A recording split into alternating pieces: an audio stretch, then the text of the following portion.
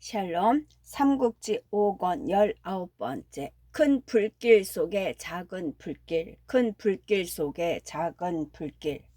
다음 날이 되었다. 주유는 아침 일찍 행령으로 나가 중군장에 높이 올려진 대도둑의 자리에 앉았다. 좌우로는 칼과 도끼를 든 군사들을 벌려 세운 가운데 문관과 무장들을 모아들이고 영을 내리는데 그 위험이 참혹 크고 무거웠다. 이번 싸움에서 전부 도둑을 맞게 된 정보는 원래 주유보다 나이가 많은 데다 손실을 섬긴 지도 훨씬 오래인 장수였다. 정보가 아직 손권이 태어나기도 전 그 아비 손견이 황건적을 칠 때 따라 나선 것에 비해 주유는 손견이 죽고도 몇 년 뒤에 손책이 원술로부터 자립할 때에야 따라 나섰고 싸움터에서의 공도 정보가 주유보다 위면 위였지 아래는 아니었다. 그런데 이번에는 주유가 대도둑이 되어 모든 군무를 관장하고 정보는 그 아래서 전부 도둑으로 싸우게 되었으니 마음이 즐거울 리 없었다. 아들 같은 주유 앞에 불려가 이래라 저래라 영을 듣는 게 싫어 병을 핑계하고 아들 정자를 대신 내보냈다. 모든 문무의 관원들이 모이자 주유가 첫 번째 영을 내렸다. 왕법은 더 친하고 덜 친하고를 살피지 아니하고 공변되니 여러분은 모두 맡은 바 직분에 각기 힘쓰라. 지금 조조는 나라의 권세를 희롱하기가 동탁보다 심하여 전자를 제 근거지 허창에 가두어 두고 포악한 군사를 내어 우리 경계에 이르렀다. 이제 나는 주공의 명을 받들어 그를 치고자 하거니와 여러분도 모두 있는 힘을 다해 앞으로 나갈 일이다. 우리 대군이 이르는 곳에 백성들의 어려움이나 걱정이 더해져서는 아니 된다. 수고로움이 있는 곳에는 상이 따를 것이요 죄가 있는 곳에는 벌이 이르리라. 이는 반드시 지켜질 군령의 큰 줄기인즉 더럭 많건도 어김이 없게 하라. 주유는 먼저 그렇게 행군의 기본이 되는 영을 세운 뒤에 한당과 황계를 전부 선봉으로 삼고 그날로 모든 싸움패를 몰아 삼강구에 내려갔다. 삼강구에 수체를 내린 주유는 다시 군령을 내려 장수들의 자세한 배치를 정했다.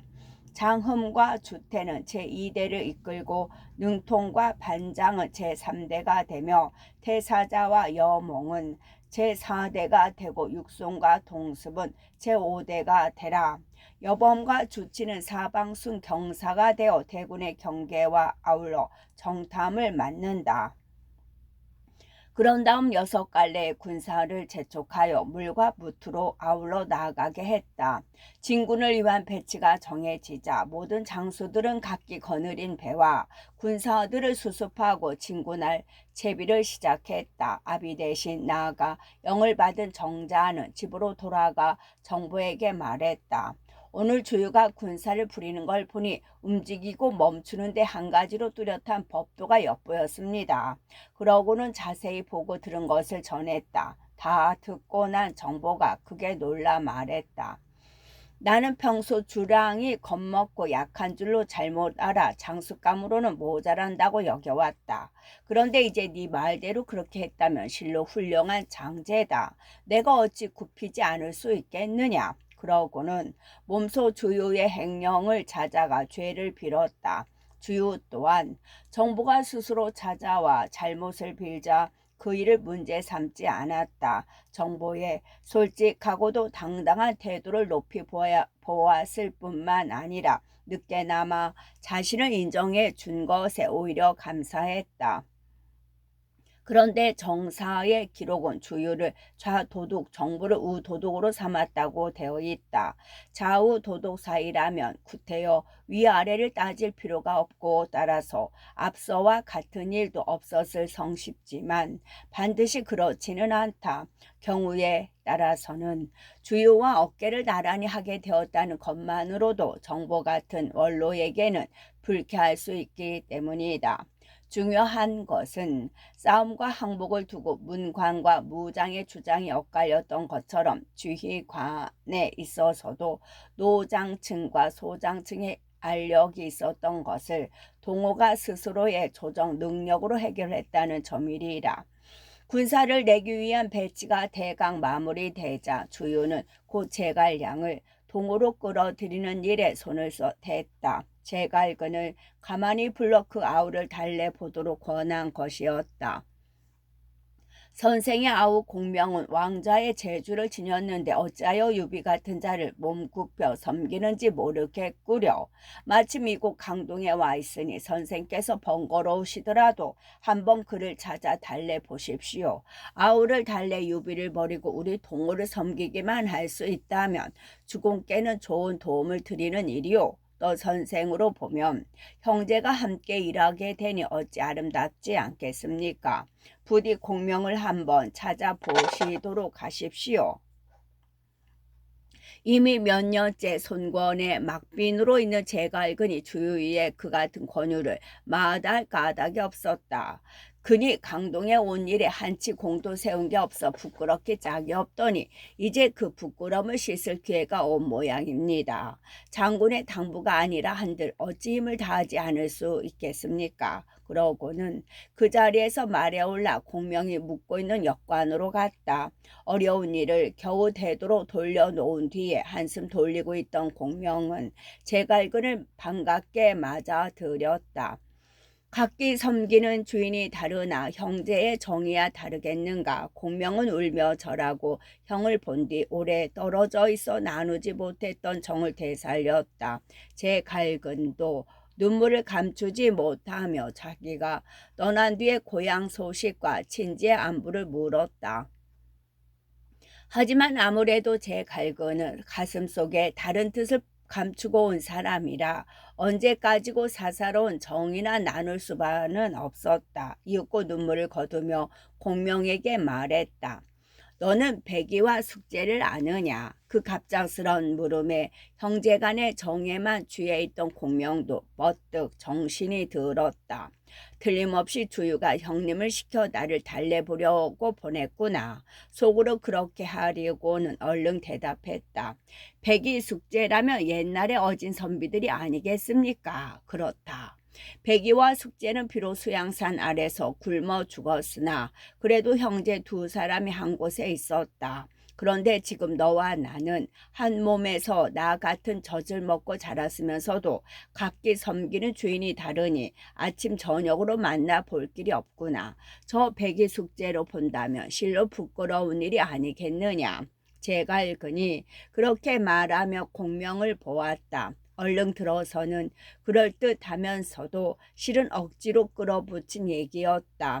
공명이 표정을 엄숙히 하여 대답했다. 형님께서 말씀하시는 것은 정이나 제가 지키려 하는 것은 의입니다. 형님이나 저는 한의 사람이고 유황수께서는 한실의 종친입니다. 만약 형님께서 동호를 떠나 저와 함께 유황숙을 섬기신다면 위로는 한의 신하로서 부끄러울 게 없고 아래로는 골육이 함께 모이게 되니 또한 아름답지 않겠습니까? 그렇게만 되면 정과 의를 모두 보존할 수 있게 되는 일이지만 형님 뜻은 어쩐지 모르겠습니다. 거꾸로 제갈근더러 유비에게로 오라는 말이었다.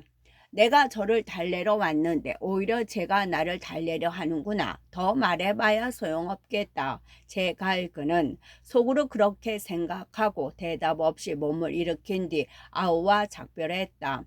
제갈근이 돌아가니 주유가 기다리고 있다가 결과를 물었다. 제갈근이 공명에게서 들은 대로 전하자 듣고 난 주유가 살피는 눈길로 물었다. 그래, 공의 뜻은 어떠시오? 공명을 따라 유비에게로 가시려오. 저는 손장군으로부터 두터운 은혜를 입었습니다. 어찌 저버리고 갈 수 있겠습니까? 제갈근이 벌쩍 뛰며 손을 내저었다. 그러자 주인은 짐짓 담담한 얼굴로 말했다. 공이 이미 충성스런 마음으로 주공을 섬기고 계시다면 달리 여러 말할 필요가 없소. 나도 공을 믿소이다. 공명을 처리할 계책은 따로 있소. 그리고 마음속으로는 다시 공명을 죽일 생각을 굳혔다. 다음날 모든 장소와 사조를 점검한 주유는 떠나기에 앞서 손권을 찾았다. 손권은 그런 주유를 맞아 위로와 격려를 거듭한 뒤 말했다. 경은 먼저 떠나시오. 이 몸도 곧 군사를 모아 뒤를 따르겠소. 손권 앞을 물러나온 주유는 곧 노숙과 정보를 데리고 군사를 몰고 나갔다. 이때 주유는 공명도 함께 가기를 정했는데 공명은 그 속셈을 아는지 모르는지 기꺼이 따라 나섰다.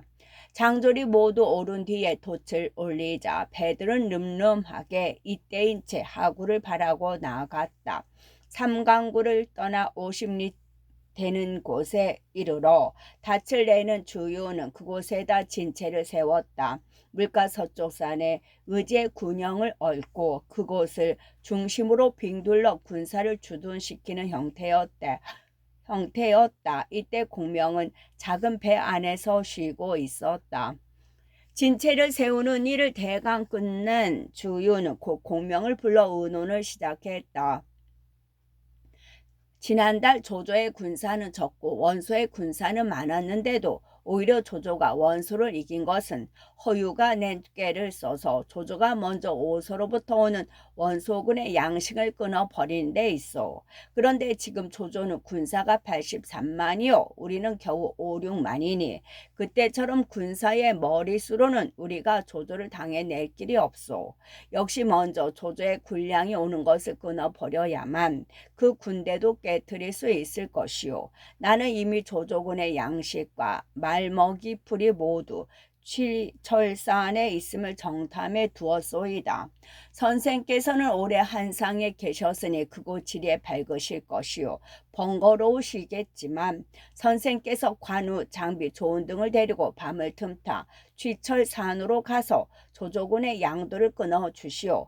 나도 군사 1000명을 내어 선생을 도우리이다.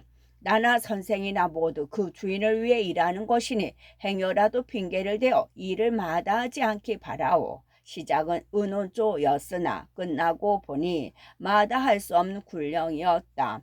공명은 가만히 주유의 속셈을 헤아려 보았다. 이것은 나를 꼼짝하지 못하게 해놓고 해치려는 계책이로구나. 만약 내가 핑계를 대어 하지 않겠다면 비웃음을 당할 것이니 그대로 따르니만 갖지 못하다. 나를 지킬 계책은 따로 생각해내면 될 거 아닌가. 그러고는 또 기꺼이 그 영을 받아들였다. 생각보다 쉽게 공명이 제 꾀에 걸려드는 걸 보고 주유는 속으로 몹시 기뻤다. 그러나 공명은 아무것도 모르는 채 주유를 작별하고 자기 배로 돌아가 버렸다. 공명이 나간 뒤 무언가 이상한 낌새를 느낀 노숙이 주유에게 물었다. 장군께서 공명을 시켜 조조군의 양식을 빼앗게 하시는 데는 딴 뜻이 있는 듯 싶습니다. 그게 무엇입니까? 나는 공명을 죽이고 싶으나 세상 사람들이 비웃을까 두려워 그리 못하고 있소. 그런데 이제 조조의 손을 빌어 공명을 죽이고 뒷날의 겉정거리를 없애려 하오. 조조가 어떤 인간인데 대군의 젖줄과도 같은 군량과 마초를 허술히 지키겠소. 주유가 차갑게 웃으며 까닭을 일러주었다. 노숙 또한 동호의 사람이라 구태여 그런 주유를 말리고 나설 수는 없었지만 속으로는 공명을 죽이는 게 아까웠다. 그러나 그 아까운 마음 못지 않은 것은 공명이 과연 주유의 그 같은 속셈을 알고 있는가 모르는가에 대한 궁금함이었다. 그 바람에 노숙은 누가 시킨 것도 아닌데 공명을 찾아가 그 하는 양을 살폈다. 공명은 정말로 아무것도 모르는 것 같았다. 조금도 어려운 기색 없이 군사와 말을 점검하며 떠날 채비를 하고 있는 까닭이었다. 노숙은 죽을 것도 모르고 떠나려는 공명이 몹시 안타까웠다. 참지 못하고 무언가를 넌지시 알려주는 말투로 공명에게 물었다. 선생께서는 이번에 가서 공을 이룰 수 있으시리라 믿으십니까? 그런데 공명의 대답이 뜻밖이었다. 빙그레 웃으며 철없는 아이 가르치듯 말했다. 나는 수전, 보전, 마전, 거전 어느 것도 그 묘리를 알지 못하는 게 없소. 이번 싸움이 무엇이길래 공 이루지 못할까를 걱정하겠소.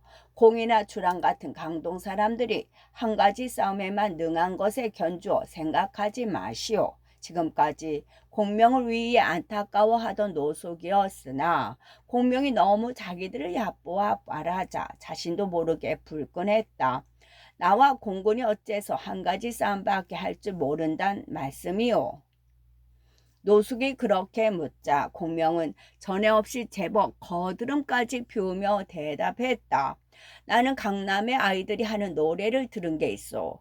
길에 복병을 묶고 관을 지키는데 뛰어난 것은 자경이고 강에서 수전 잘하기로는 주랑이 있네라는 노래였어.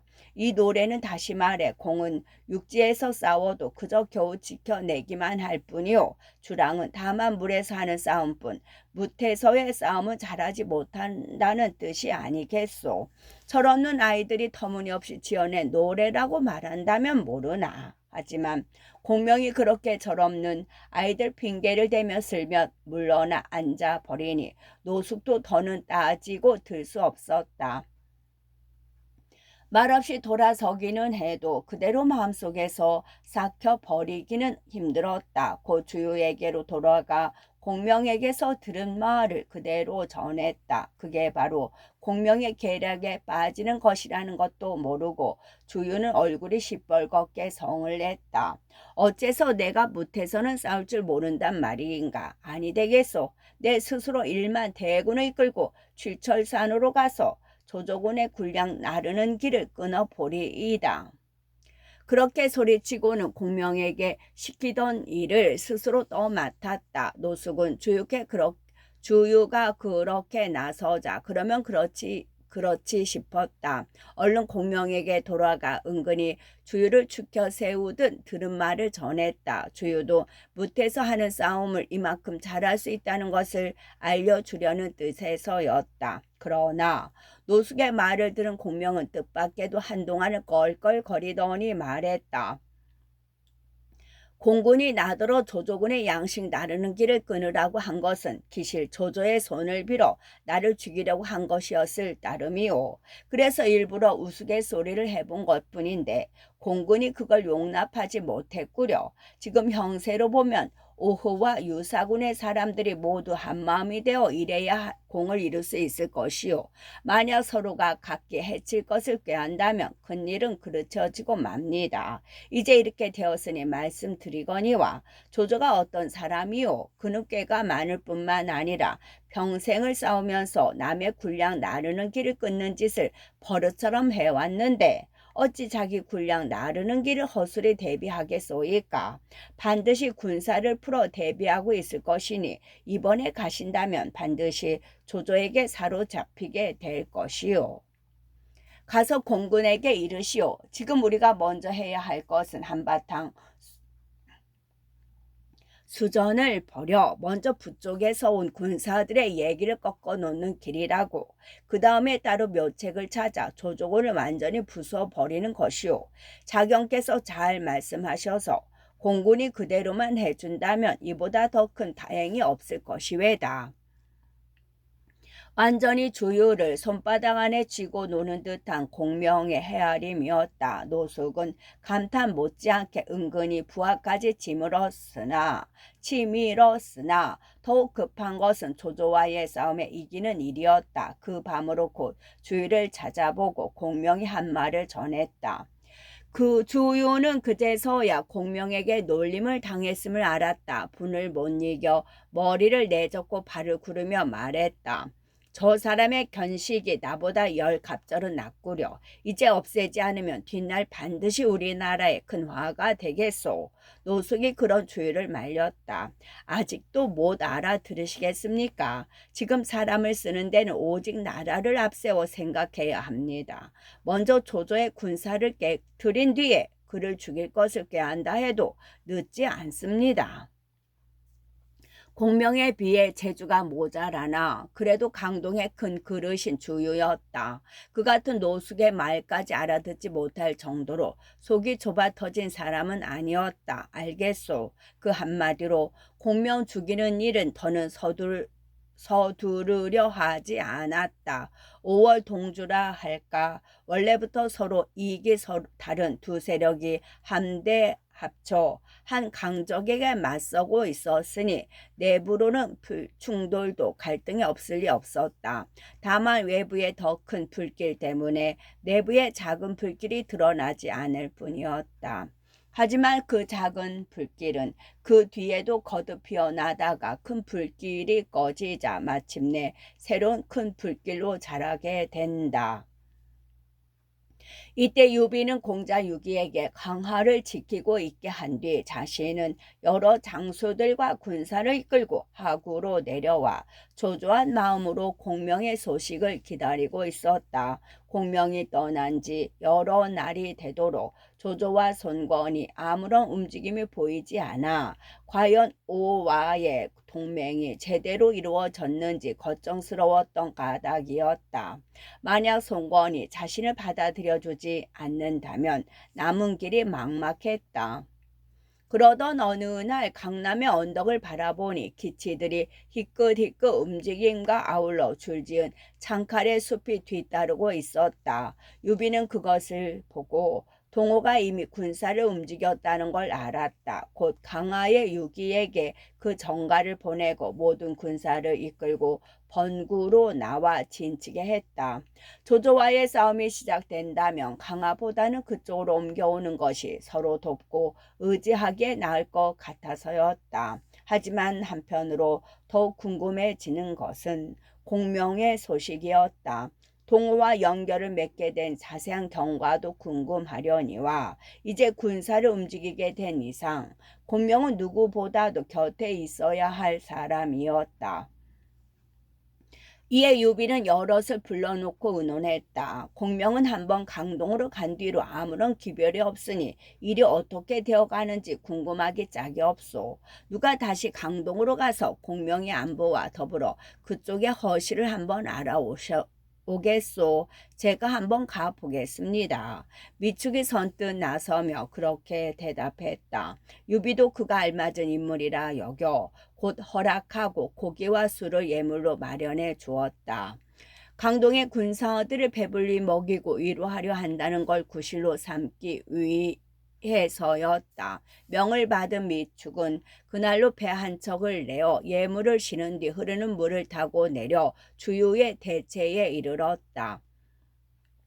군사들이 들어가 미축의 말씀을 알리자 주유는 미축을 안으로 불러들였다. 미축은 두 번 절하며 주유를 보고 현덕의 경의를 전함과 더불어 가져간 술을 올렸다. 주유는 기꺼이 예물을 받고 술자리를 열어 미축을 대접했다. 술이 몇 순배 돈 뒤 미축이 조심스레 입을 열었다. 공명이 이곳에 와 있은 지 오래됩니다. 우리에게도 꼭 필요한 분이니 바라건대 이번에 저와 함께 돌아가게 해 주십시오. 공명은 바야흐로 나와 함께 조조를 칠 계책을 짜고 있는데 어찌 그리 빨리 돌아가실 수 있겠소. 오히려 나는 유해주까지 뵙고 함께 조조를 칠 좋은 계책을 의논하고 싶으나 대군을 거느리고 있는 몸이라 잠시도 이곳을 떠날 수가 없구려. 만약 유해주께서 몸소 이곳까지 와주신다면 그 위에 더 바랄 게 없겠소이다만 그리 될 수 있을는지요. 주유가 그렇게 대답했다. 공명을 보내기는커녕 유비까지 불러들이겠다는 뜻이었다. 미축은 미심쩍은 데가 있었으나 주유로서는 그렇게 할 수도 있는 말이라 하는 수 없이 응낙했다. 미축이 주유에게 절하고 하구로 돌아간 뒤 노숙이 주유에게 물었다. 공은 유현덕을 보고자 하시는데 그를 만나 무엇을 의논하려 하십니까? 주유가 갑작스레 유비를 드리려 하는 게 이상스러웠기 때문이었다. 주유가 차게 웃으며 말했다. 현덕은 세상이 알아주는 영웅이라 없애지 아니할 수 없소. 이번에 틈을 보아 그를 죽여 이 나라의 큰 걱정거리 하나를 미리 덜어주려는 것이오. 아직 서로 힘을 합치기도 전에 유비를 먼저 죽여 어쩌려고 그러십니까?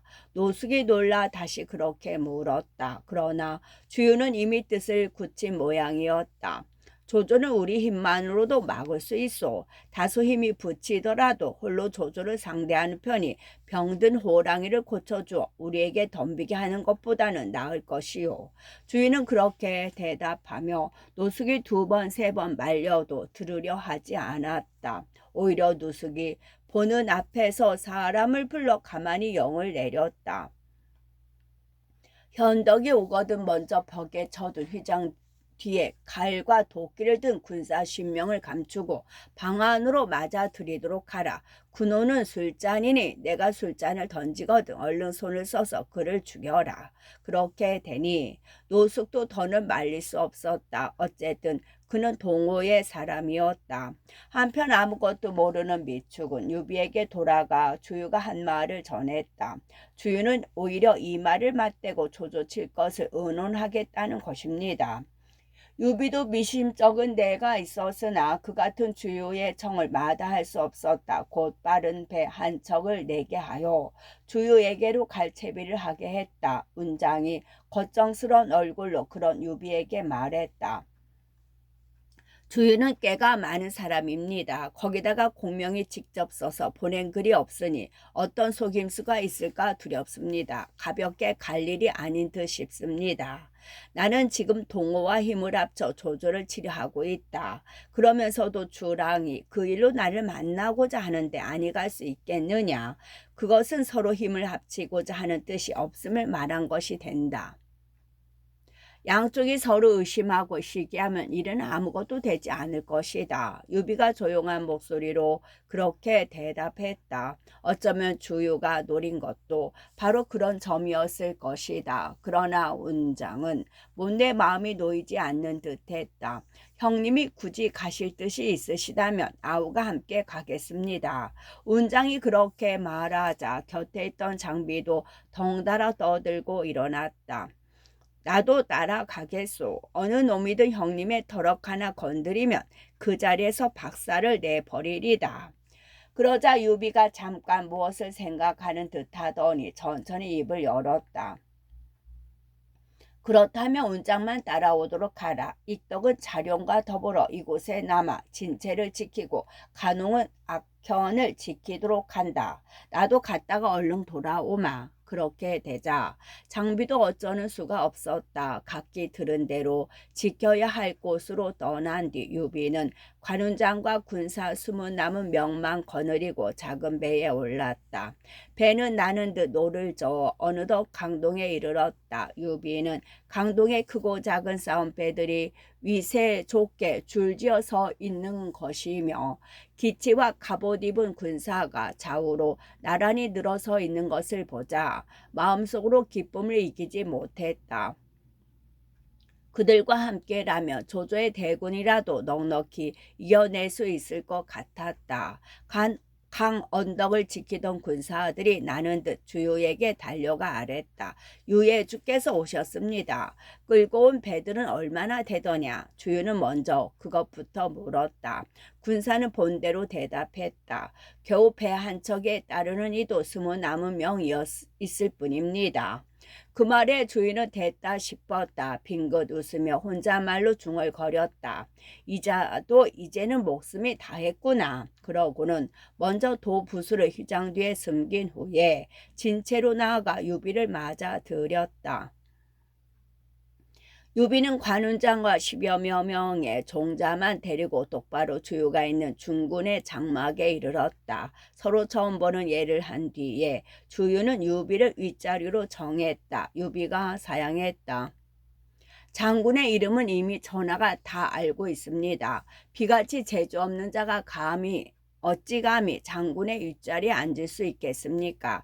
예를 너무 무겁게 하시면 제가 감당하기 어렵습니다. 그러고는 주유와 똑같은 곳에 주인과 손님으로 자리를 나누어 앉았다. 주유는 미리 짜둔 대로 술자리를 열어 유비를 대접했다. 이때 공명은 우연히 강변을 거닐다가 유비가 와서 주유와 만나고 있다는 말을 들었다. 주유의 속셈을 짐작한 공명은 그 말 말에 은근히 놀랐다.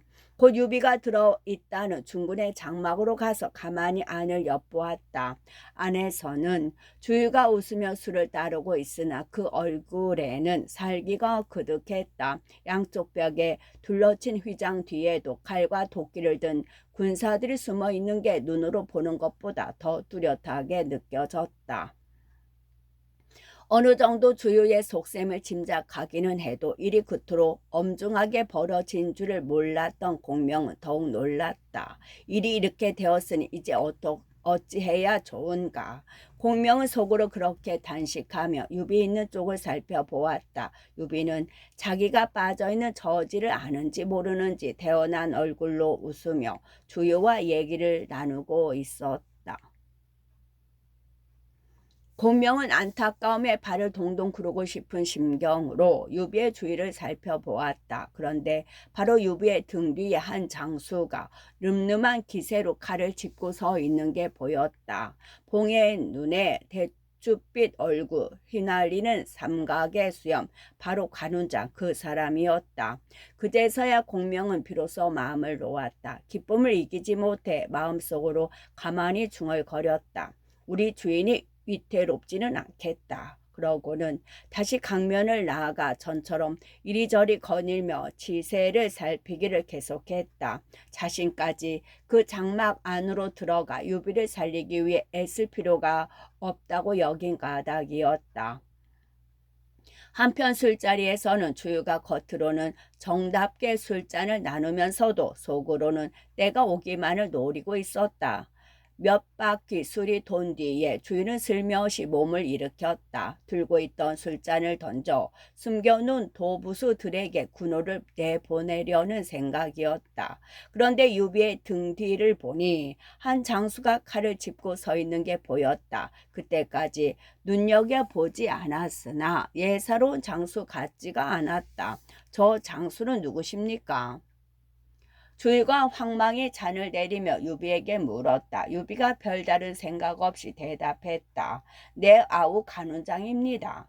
그렇다면 전날 안량과 문투를 베어 죽인 그 간운장이란 말입니까? 주유가 더욱 놀라 거듭 물었다. 유비가 그렇다고 대답하자 주유는 자신도 모르게 등줄기로 식은땀이 흘렀다. 만일 멋모르고 잔을 던졌더라면 유비를 죽이기는커녕 오히려 자신의 목숨이 위태로웠을 것이기 때문이었다. 이거 알아뵙지 못해 죄송스럽소. 늦은 대로 사죄를 대신해 한 장 권하고자 하니 물리치지 마시오. 주유는 그렇게 얼버무리며 던지려던 잔을 오히려 관우에게 권했다. 술자리는 다시 일없이 이어졌다. 얼마 뒤에 노숙이 들어왔다. 차마 눈앞에서 유비가 죽는 꼴을 보지 못해 자리를 피했다가 오랜 시간이 흘러도 아무 기척이 없어 들어와 본 것이었다. 전에 본 일이 있는 사람이라 유비가 노숙을 반겨 맞으며 물었다. 공명은 어디 계시오? 번거로우시겠지만 자경께서 한번 만나보게 해주시오. 조조를 깨트릴 때까지만 기다려 주십시오. 그때 가서 공명과 만나도 늦지 않으실 것입니다. 주유가 좋은 낯으로 노숙을 대신해 대답했다. 주유의 그 같은 말에 유비도 두 번 말하지 못하고 공명 만나는 것을 뒤로 미루었다. 그때 무언가 이상한 낌새를 느꼈는지 간운장이 유비에게 눈짓을 보내왔다. 유비는 그 뜻을 알아차리고 몸을 일으켰다. 이제 유비는 떠날까 합니다. 적을 깨뜨리고 공을 거두신 뒤에 다시 뵙고 경화 드리도록 하겠습니다. 유비가 그렇게 작별을 고하자 주유도 굳이 붙들지 않았다. 이왕 죽이지 못할 바에야 유비가 자신의 속셈을 눈치채기 전에 보내는 게 상책이라 생각한 것이었다. 주유는 몸소 진문 밖까지 유비를 바래다 주었다. 유비는 주유와 헤어진 뒤 운장과 더불어 강명에 이르렀다. 공명이 언제 왔는지 먼저 배 안에서 유비를 기다리고 있었다. 유비는 오랜만에 공명을 만나 보게 돼 몹시 기뻤다. 그간에 밀린 얘기를 시작하려는데 공명이 먼저 물었다. 주공께서는 오늘 얼마나 위태로운 곳을 없다가 가게 되셨는지 아십니까? 모르겠소. 그게 무슨 말이오? 생각보다는 별다른 일 없이 떠나게 되어 마음이 느긋해져 있던 유비가 놀라 물었다. 만약 운장이 없었더라면 주공께서는 오늘 틀림없이 주에게 해를 입었을 것입니다. 그 말을 듣자 유비도 마음속에 짚히는 게 있었다. 운장의 눈짓도 그런 심상치 않은 낌새를 느낀 데서 온 것임에 분명하였다. 주유가 이미 나를 해칠 마음을 품었다면 선생이라고 가만히 둘 리 있겠소. 차라리 우리와 함께 돌아가 번구로 가시지요. 유비가 공명이 걱정되어 그렇게 권했다. 그러나 공명은 무겁게 고개를 가로저었다. 양은 비록 범의 아가리 속에 있으나 안전하기가 태산과 같습니다. 다만 주공께서 이번에 돌아가시면 군마와 싸움패를 수습해 두셨다가 동짓달 20날 갑자일에 자룡이나 그 남쪽 언덕으로 보내주십시오. 자룡과 함께 작은 배 한 척만 보내시면 될 일이지만 결코 이 날짜를 잊으셔서는 아니 됩니다. 말투로 보아 공명에게는 이미 자신의 몸을 지킬 계책은 물론 동호에서 빠져나갈 날짜까지도 잡혀 있는 모양이었다. 그러나 얼른 그 뜻을 알아듣지 못한 유비가 더듬거리며 말했다. 잊을 리야 있겠소만 알아들을 수가 없구려. 선생의 뜻을 자세히 일러주시오. 이 자리에서 길게 얘기할 틈이 없습니다. 어쨌든 동남풍이 크게 일면 제갈량은 반드시 돌아갈 것입니다. 그래도 마음을 놓지 못한 유비가 거듭 그 시각을 물었으나 공명은 다만 유비가 얼른 배를 띄우기만을 재촉한 뒤 돌아가 버렸다. 유비는 불안한 대로 운장과 20여 명의 군사들을 데리고 배에 올랐다. 돛을 달고 물길을 거슬러 오르기 몇 리나 되었을까. 문득 상류에서 60척의 배가 떼지어 몰려 내려오고 있었다. 뱃머리에 한 장수가 창을 짚고 서 있었는데 다름 아닌 장비였다. 행여라도 유비의 일이 잘못되어 관 혼자로는 견뎌내지 못할까봐 특히 도우러 달려온 길이었다. 이에 물 위에서 다시 만난 삼형제는 한층 기세를 올리며 진채로 돌아갔다. 한편 닭 쫓던 개 모양이 된 주유는 별로 유쾌하지 못한 심경으로 유비를 보내고 군막으로 돌아와 앉아 있었다. 노숙이 들어와 그런 주유에게 물었다. 공께서는 어찌하여 이미 유비의 께에 들여놓고도 손을 쓰지 않으셨습니까? 관운장은 세상이 단 호랑이 같은 장수요. 현덕이 앉으나 서나 따라다니니 만약 손을 썼더라면 오히려 내가 저에게 해를 입었을 것이외다. 그 말을 듣자 노숙도 적이 놀랐다. 이어 주유와 노숙이 이런저런 얘기를 나누고 있는데 호련 사람이 와서 알렸다. 조조가 사자를 보내왔습니다. 그를 가지고 온 것 같습니다. 들라 이르라. 주유가 선뜻 그렇게 말했다. 유비에게 풀지 못한 살기가 다시 양미간에 어렸다. 조조의 사자가 들어와 글을 올렸다. 봉투 위에 보니 한해 대승상 조조가 주 도독에게 보내니 뜯어보라는 글귀가 쓰여 있었다. 그렇지 않아도 불쾌한 기분이던 주유는 그 거만한 글귀를 보자 왈칵 성이 났다. 봉투를 뜯어보지도 않고 글을 찢어 발겨 땅 방바닥에 집어 던졌다. 그리고 사자를 가리키며 소리쳤다.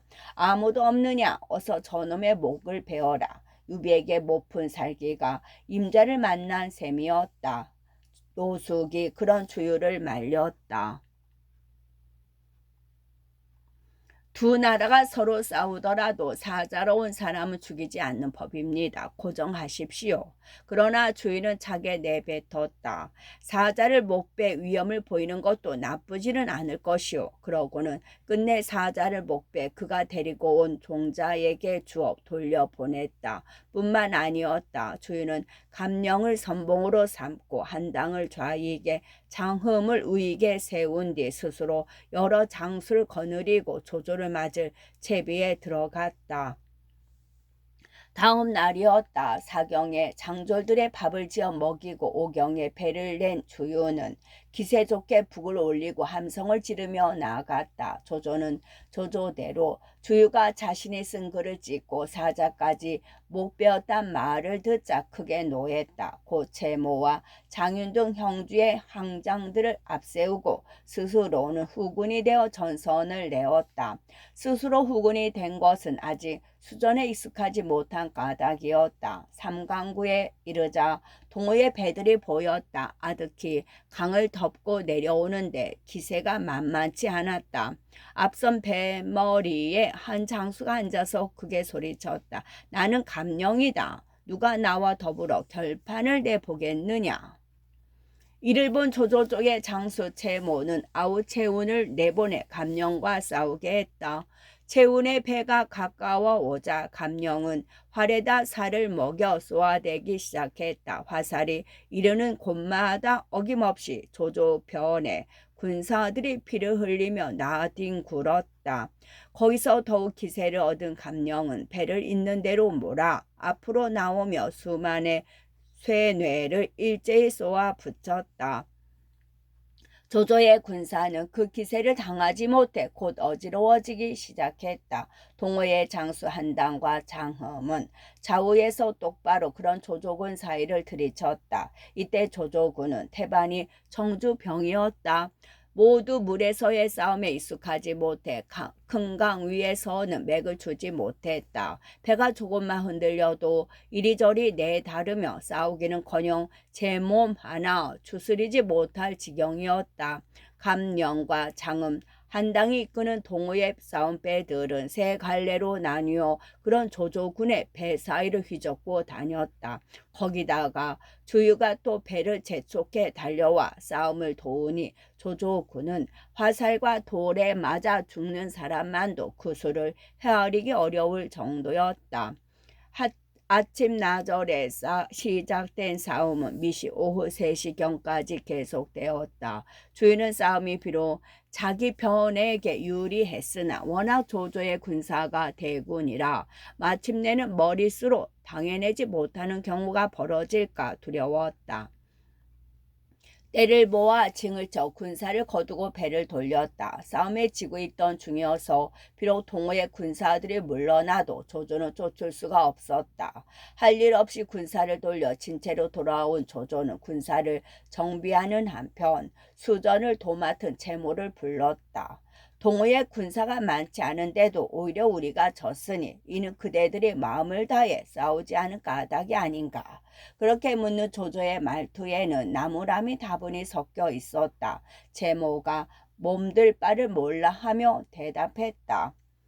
형주의 수군은 오래 조련을 하지 못했고 청주와 서주에서 온 군사는 원래가 수전에 익숙하지 못한 것이 우리가 지게 된 까닭입니다.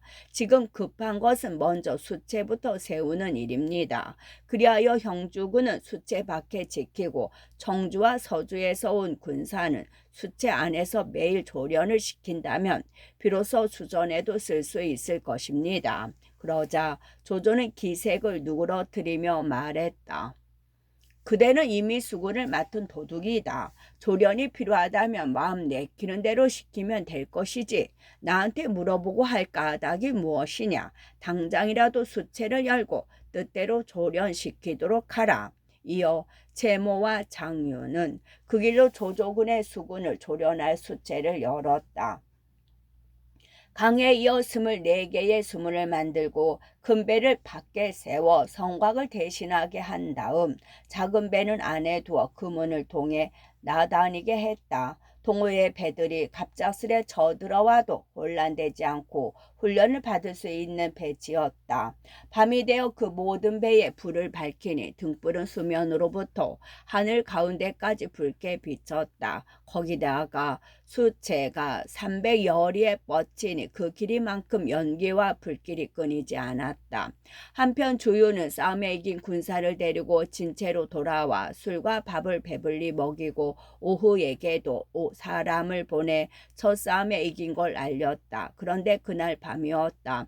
주유가 높은 곳에 올라 서쪽을 바라보니 불빛이 하늘을 찌르듯 솟아오르고 있었다. 저게 무슨 불빛이냐? 주유가 좌우를 둘러보며 물었다. 모두 북군의 배에 매단 등불입니다. 곁에 있던 군사가 그렇게 대답했다. 주요는 마음속으로 적지 않이 놀랐다. 생각보다 적의 군세가 너무 큰 것 같이 여겨지는 까닭이었다. 다음 날 주유는 몸소 조조군의 수체를 정토함에 보기로 했다. 큰 누선 한 채를 끌어낸 뒤 북과 징을 가득 싣고 씩씩한 장수 몇만 실었다. 모두 강한 쇠뇌와 굳센 활을 지니게 한 채였다.